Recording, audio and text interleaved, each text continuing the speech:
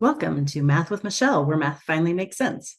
Whether you're tackling high school math or diving into college algebra, I'm here to break it down step by step with real examples and zero stress. From algebra to functions, graphs to equations, I've got it covered. Hit that like button and let's master math together. Whether you like trig functions or not, you're not going to be able to get away from them. We are going to go over a couple limits that are just what they are, and in future videos, especially if I get to like L'Hopital's rule or something like that, then I will help you see why these are true. But the limit as your angle approaches 0 of sine of your angle divided by your angle will always be 1. And you can check that by graphing and using the squeeze theorem. Does the angle being 0.99 match up to 1.01? Make sure that you are in radians when you work with sine and cosine, especially as you move on in your mathematics classes. Another one is for cosine. The limit as theta approaches 0 of cosine theta minus 1 over theta will be 0. And again, you can support that by graphing. So these two things I will prove why they are true using other rules in the future. But for this particular video, I just wanted to introduce those two limits. Okay. So what really matters is the derivative of sine of x. Wow, that's about x. Is cosine of x. And the derivative of cosine of x is negative sine.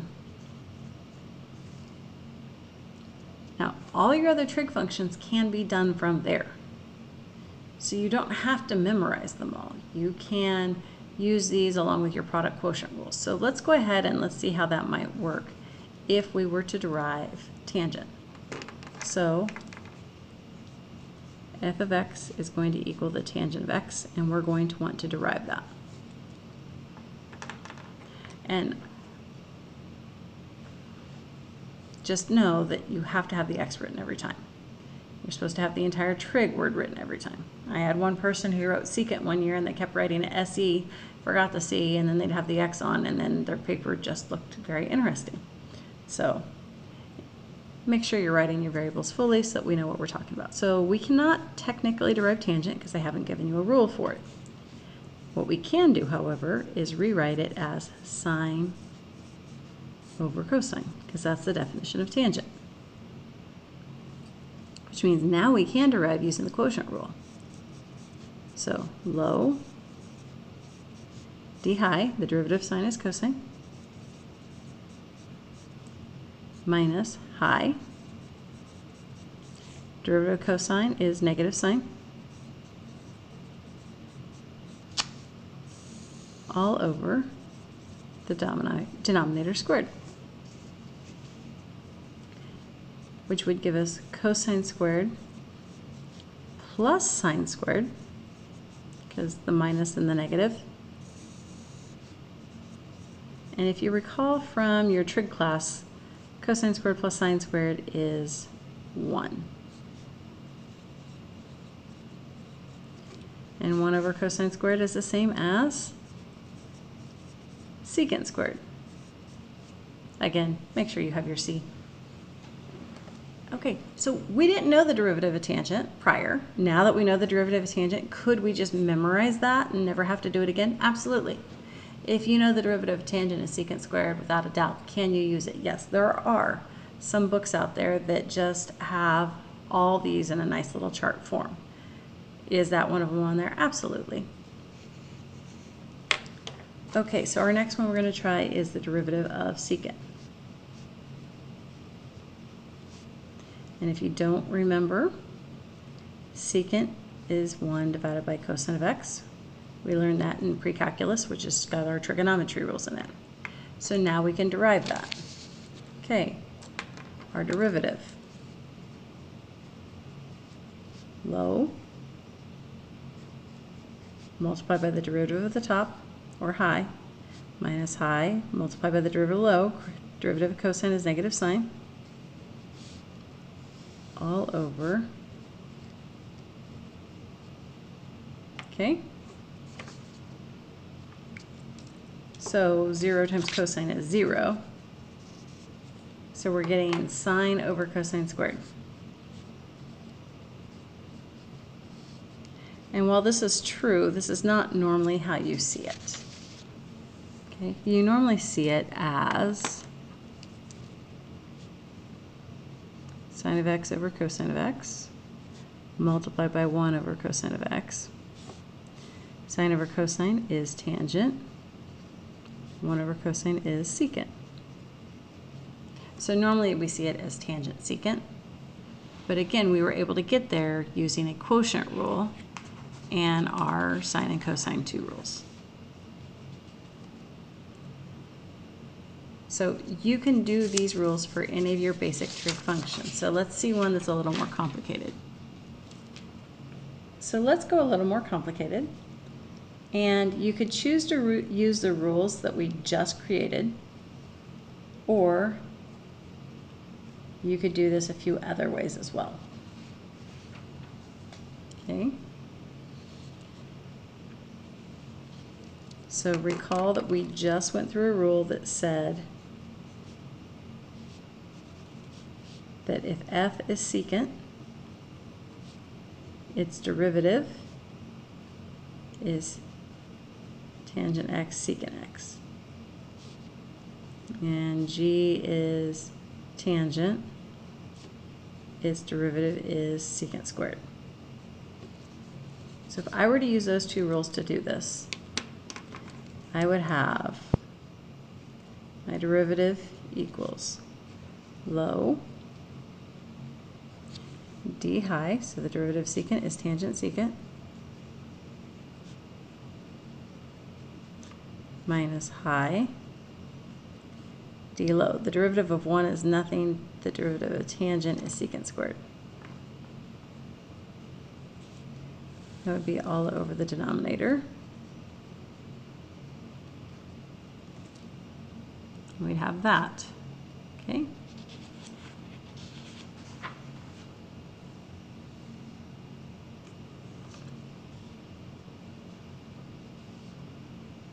All right. So this would be tangent secant plus tangent squared secant minus secant cubed all over 1 plus tangent squared. Okay.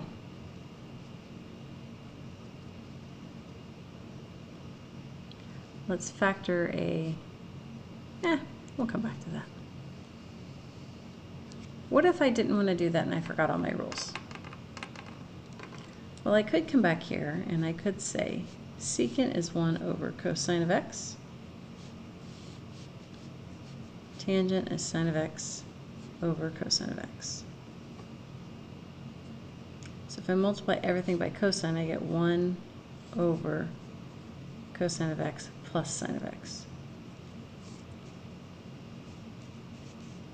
Okay. Now I can derive that just using sine and cosine. Low d high minus high d low. So derivative of cosine is negative sine. Derivative of sine is cosine. All over the denominator squared. So it would be sine of x minus cosine of x over cosine of x plus sine of x squared.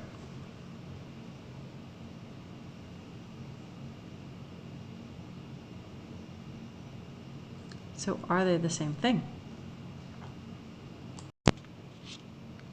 Well, let's check out whether or not they really are the same thing. So let's look at our two answers side by side. So when we had f of x equals secant of x over 1 plus tangent of x. And we derived it. We got two different answers. One method, we found out the derivative was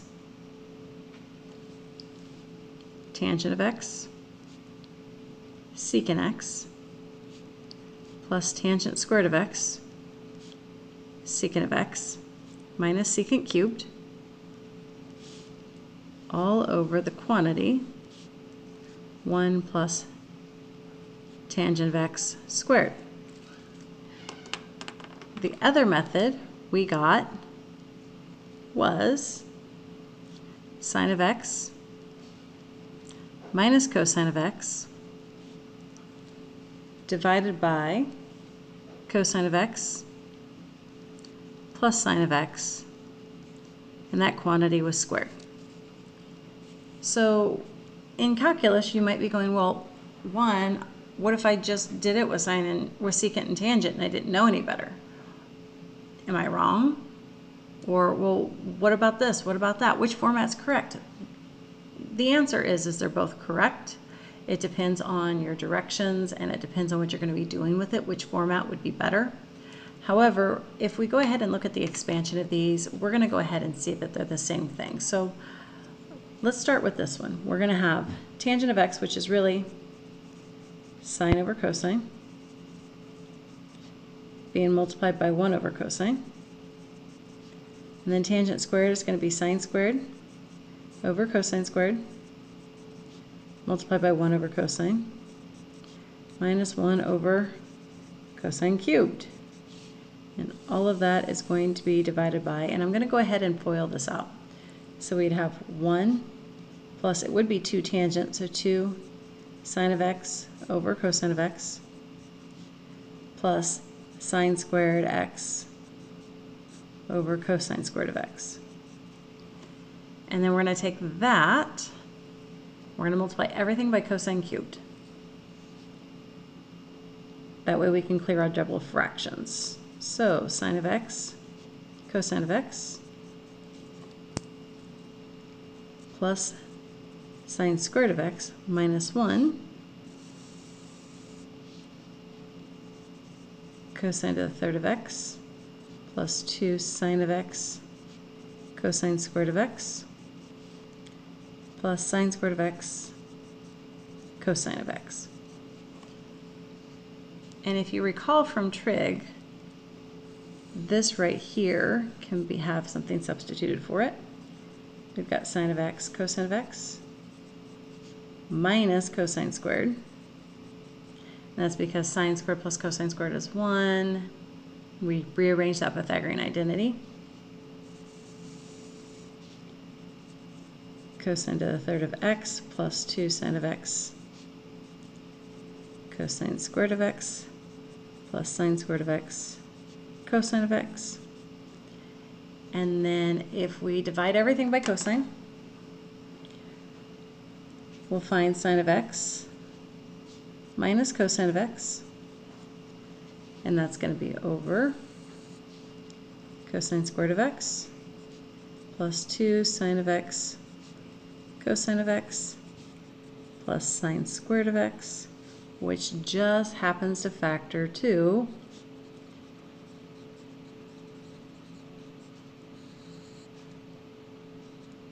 cosine of x plus sine of x quantity squared, which was what we got using the other method. So which way is correct? They're both correct. It just depends what we're going to be doing with them after to know which one's going to be in our best interest for that time.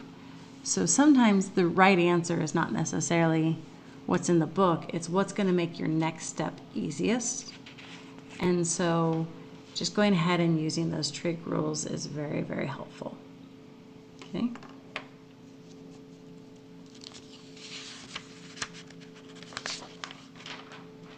Some other things that you might find around this time utilizing those trigs is let's just go ahead and make sure we understand our position, velocity, acceleration again. So if your position is f of t and it's 4 cosine of t, then your velocity is going to be your derivative.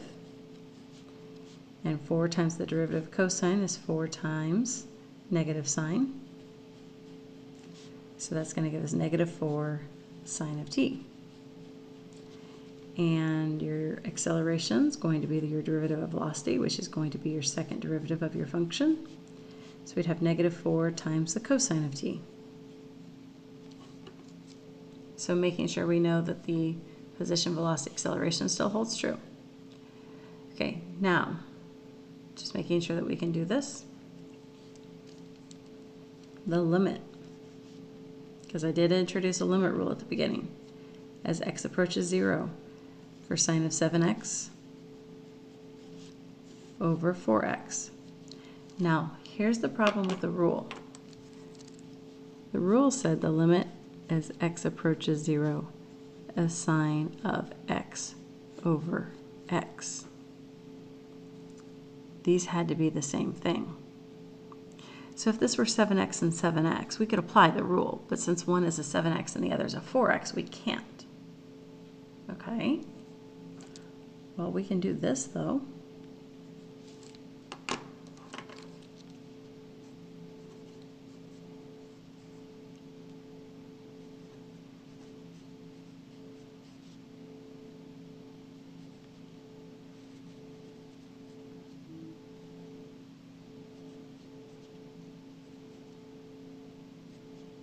I just use the commutative property. Okay, and if you remember from that rule, this part equaled 1. So now we're at 1 multiplied by 7/4, which is 7/4. And the reason for that is you can do 7/4 multiplied by the limit as x approaches 0 of sine of 7x over 7x. That's why we can do that. Okay.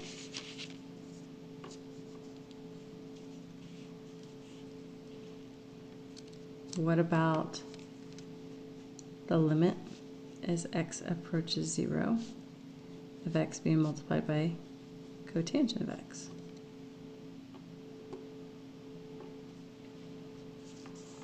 Okay. Well, limit as x approaches 0 of x times cosine of x over sine of x, right?